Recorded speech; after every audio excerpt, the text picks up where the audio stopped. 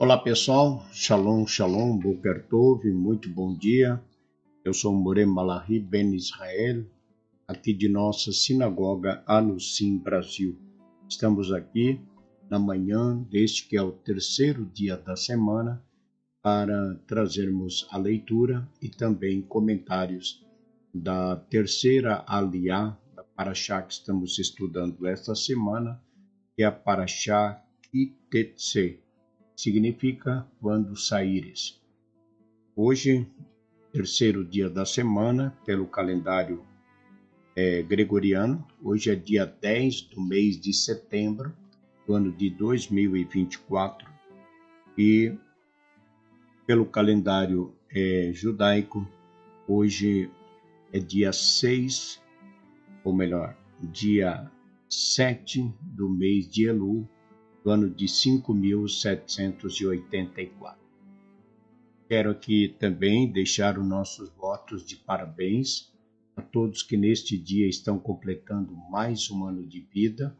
Parabéns, Mazal Tov, que o Eterno lhe abençoe grandemente e conceda muita saúde e muitas felicidades. Parabéns a você que hoje, dia 9 de setembro, está completando mais um ano de vida. A todos que têm estado conosco, se conectam conosco através do nosso canal, desejamos a todos um ótimo dia.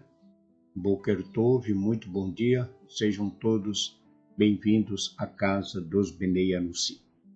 Faremos então a leitura da terceira aliá, da Parashá que estamos estudando essa semana, que é a Parashá Kitetse. E a terceira aliá a leitura está no livro de Devarim, Deuteronômio, no capítulo de número 23, do verso 8 até o passuque 24. Vamos então à leitura. Shalom, Boker Tov a todos. Baru atah Adonai Eloheinu melech haolam, asher bahar banu mikol hamim, venatam lanu et torato, Baru atah Adonai noten hatorá. Não abominarás o edomita, pois é teu irmão, nem o egípcio, pois foste peregrino na sua terra. Os filhos de terceira geração deles poderão entrar na congregação do Eterno. Ao acampares numa guerra contra teus inimigos, guarda-te das coisas más. Se houver entre vós um homem impuro por causa de ocorrências, ejaculações noturnas, ele deverá permanecer fora do acampamento até o entardecer, quando deverá se banhar, e após o pôr do sol poderá se reintegrar ao convívio de seus companheiros. Terá um lugar fora do acampamento para ejacular. Levarás uma pazinha dentre os teus objetos de uso pessoal para cavar o chão e depois cobrir o que evacuaste. Pois o Eterno teu Deus anda no meio do teu acampamento. Portanto, teu companheiro é teu acampamento para te salvar e entregar os inimigos. Portanto, teu acampamento deverá ser santo, para que ele não veja indecência em ti e se afaste. Não devolverás ao seu amo o escravo que se refugiou junto a ti, ficará contigo no lugar que escolher, na cidade que lhe agradar. Não o enganarás. Não haverá garotas nem garotos de programa dentre os filhos de Israel. Não trarás salários de prostituta, nem valores recebidos pela venda de um cão na casa do Eterno, como paga por algum voto. Pois abominações são estas coisas e outras semelhantes a elas. Não pagarás juros de dinheiro ao teu irmão, nem juros de comida, nem juros de qualquer outra coisa. Poderás pagar juros ao estrangeiro, mas não ao teu irmão, para que o Eterno te abençoe em tudo que possuir a tua mão, na terra que irás herdar. E quando fizeres algum voto ao Eterno teu Deus, não demorarás em pagá-lo, pois o Eterno cobrará e poderá haver em ti pecado. Porém, se abstiveres de fazer algum voto, não haverá em ti pecado. O que sair de teus lábios guardarás e farás do mesmo modo que prometeste ao Eterno trazer oferta voluntária. Amém. Baru atah Adonai Eloheinu melech haolam, asher natan lanu Torah emet vehayo lana betohen, Baru atah Adonai noten haTorah. Aliá, deste terceiro dia, nos segue falando, de uma série de leis, de mandamentos que foram instituídos pelo Eterno para toda a nação, para todo o povo de Israel. E como temos falado, bom seria se todos os povos, todos os habitantes da terra pudessem então seguir os ensinamentos da Torá. Dessa forma, o mundo seria um verdadeiro paraíso, sem guerras, sem violências, maldade, sem ódio, vingança. Já viveríamos, um pré-reino, um pré-estabelecimento do reino, porque é isso que irá acontecer quando o Mashiach voltar. O mundo passará por uma transformação e este sistema de governo, governos humanos, deixarão de existir, até porque temos base em nossas escrituras, no livro do profeta Daniel, quando ele fala dos 4 governos mundiais e do 5º, que é o governo do Mashiach. Então, bom, de fato, seria, se todos os seres humanos cumprissem Torá, o mundo não teria toda essa violência, toda essa maldade, tanto para com o próprio ser humano, a maldade para com os animais e a própria natureza, os animais, toda a natureza que sofrem com toda essa maldade. Então, a Torá, ela é um livro de instruções, são instruções que Deus passou para o povo de Israel. E à medida que cada pessoa que não é judeu ou um Bnei Anusim, que volta para o Deus de Israel, para o povo de Israel, e o não judeu entre para o povo, tudo vai melhorando, O mundo vai se transformando de fato num mundo melhor. Então, a leitura de hoje segue falando dos mandamentos, e são mandamentos, como falamos na aliá anterior, mandamentos concernentes ao homem, São mandamentos para o ser humano, o que ele pode, o que ele não pode fazer, Então, nós temos regras, temos que seguir as regras, temos que seguir os mandamentos determinados pelo Eterno. Nós sabemos que foi o pecado de nossos pais, foi a desobediência da Torá, e que por meio da Torá, do cumprimento dos mandamentos, vamos nos reconciliar com o Eterno. Como eu tenho falado, não existe outra forma de nós reconciliarmos com Deus a não ser por meio da Torá.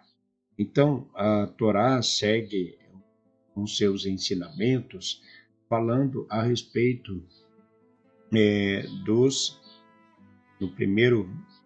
no versículo 8, onde lemos, Não abominarás o edomita, pois é teu irmão, nem o egípcio, pois foste peregrino na sua terra. O que a Torá vem nos ensinar acerca tanto dos edomitas como também dos egípcios é gratidão. É isso que a Torá vem nos ensinar. Ainda que o povo de Israel foi escravizado, né? Ainda que se tornou escravo, que foi maltratado, né? Pelos egípcios, o Eterno fala que não deveríamos ter os egípcios como nosso inimigo, nem abominar os egípcios, né? Por quê? Porque mesmo que os filhos de Israel tenham passado toda essa dificuldade, tornaram-se escravos e foram maltratados, nossos sábios vão falar que lá no princípio, quando houve a falta de alimento, porque não havia chuva sobre a face da terra, os 7 anos da vaca, chamadas vacas magras, né? Então, o faraó da época, ele acolheu as famílias de Jacó, seus filhos, suas noras, 70 almas que vieram para a terra do Egito. Então, no momento de dificuldade, o povo egípcio acolheu o Israel, né? Deu abrigo, alimento, né? Então, e da mesma forma, Edom, né? Edom, que é o irmão do patriarca Jacó, Esave, né? Então, o Edom, também chamado Esaú, irmão de Jacó, ainda que tenha passado por todas aquelas situações, ele perdoou, né? ele, ele, ele fez as pazes ali com seu irmão, abraçou seu irmão, choraram. Então, o que a Torá vem nos ensinar é algo muito importante, que é a questão da gratidão. A gratidão, nós sempre devemos lembrar de tempos passados, né? O que nós já passamos, quem nos ajudou, quem nos estendeu a mão, quem realmente é nosso amigo, né? Então, de maneira que aqueles que realmente nos ajudaram, aqueles que ajudaram o povo de Israel, né? Então não podem ser considerados um povo abominável, né?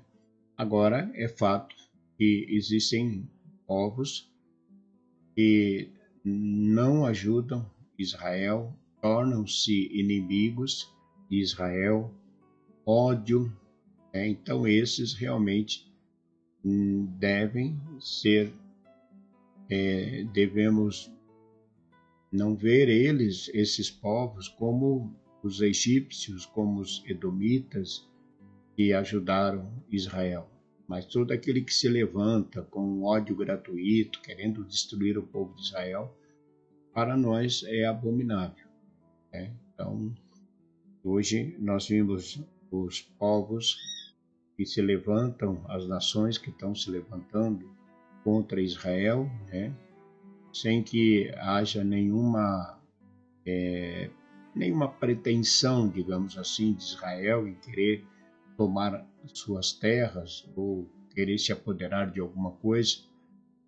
Mas mesmo assim, esses povos têm se levantado contra Israel. Então, esses são nossos inimigos. O ódio que já é desde da sua fundação contra o povo. Então, esses para nós são povos nossos inimigos e nós abominamos, né?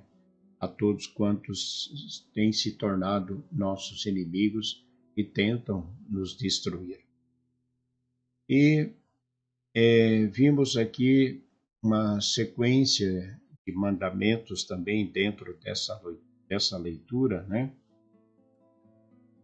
falando também do homem quando vai para a guerra e durante o momento que ele vive uma situação de guerra, um soldado, ele sabe que a sua vida ela corre o risco, né? Ele corre o risco de morrer a qualquer momento. Então nossos sábios vão dizer que um homem quando se vê privado, que daí ele está numa guerra, ele está ali há muito tempo guerreando, e o que acontece? Aquele soldado que é casado, que tem esposa, ou aquele que é solteiro, que está na guerra, ele, mais, digamos assim, em relação ao casado, né? Porque aquele que não é casado não pode, logicamente, ter relação sexual. Então, aqui, os soldados, quando casados, estão numa guerra, eles acabam se privando das relações sexuais com a sua esposa. Então, isso pode levar este homem a sofrer ejaculações de forma involuntárias. Então, isso faz com que ele se tornasse impuro. Nós estamos falando numa época do templo, né? Hoje não da mesma forma. Mas na época do templo é o que acontecia. Então, quando ele sofria tivesse ejaculações de forma involuntárias, então, durante a noite, tinha alguns sonhos, algumas coisas, e ele acabava ejaculando, e dessa forma, então, ele se tornava impuro, e necessário é que ele deveria ser levado para fora do acampamento, ele ficava fora até o pôr do sol, e ao pôr do sol, então, ele fazia mikve e voltava novamente. Então, isso na questão involuntárias. Bom, o que nós aprendemos dentro da Torá em relação ao casamento, nenhum tipo de relação de contato íntimo entre um homem e uma mulher pode acontecer fora do casamento. A relação sexual só pode existir entre marido e mulher, não entre noivos e namorados, né? Quando estão apenas namorando, então não pode haver nenhum tipo de relação. E então, uma vez que se tenha algum tipo de relação fora do casamento, isso é considerado pela Torá como pecado, né? Então, a Torá ela não permite e não é conveniente, diria que não é conveniente, né? Ainda que o marido não viva a situação, hoje nós não estamos vivendo, né, a situação de guerra, como na época do Beit HaMikdash, para nos deixar nesta condição de impureza, né, por pensamentos, né, e correr essas situações. Mas o que não é conveniente ao homem e à mulher, ao marido e à esposa, é uma separação por muito tempo. Isso não é conveniente, porque quando o casal se separa, o sexo é algo que é importante, faz parte da vida do homem e da mulher. Então, não é conveniente que o casal se separe por muito tempo. Tanto que, quando nós falamos acerca dos votos, a mulher ela não pode fazer um voto de castidade, determinado por ela o tempo que ela vai ficar em santificação e se privando da relação sexual. Isso não é permitido. Então, nós já temos falado a respeito disso. Não é permitido que a mulher, e da mesma forma o homem, venha se privar por meio de uma santificação, de um voto, e ficar determinado tempo sem que haja relação sexual. Então, isso seria um erro tanto do homem como também da mulher. Então, nem o homem nem a mulher podem tomar essa decisão sozinho. Sempre tem que haver um acordo entre eles, né? Então, é bom que o homem não se separe, no sentido de não ficar tanto tempo afastado da sua esposa, e da mesma forma a esposa também, né, que não se afaste por muito tempo do seu esposo. Então a Torá vai falar que nesse período da guerra, quando os soldados eles estavam fora de casa, né, quando eles já iam para a guerra, muitos soldados já acabavam deixando um documento, uma ketubá, caso ele morresse, ele já deixava assinado. Caso ele morresse na guerra, aquela mulher realmente se tornava-se viúva, né? E ia ela ia contrair um novo casamento. Então é importante que a gente conheça tudo quanto a Torá nos ensina para, de certa forma, a gente fazer aquilo que é o correto, né? Para não trazer problema para a família, para a esposa ou mesmo para o marido. Ok? Então seguimos aqui com vários outros mandamentos, mas o tempo não nos permite para não ficar uma live tão extensa. Mas espero ter contribuído com essas informações. Que Hashem, nosso Deus, vos abençoe. Tenhamos todo aí um ótimo dia. Ele nos abençoe, nos guarde, livre-nos de todo o mal e de todo o perigo. Um ótimo dia a todos. Boker Tov. Muito bom dia. Shalom, shalom.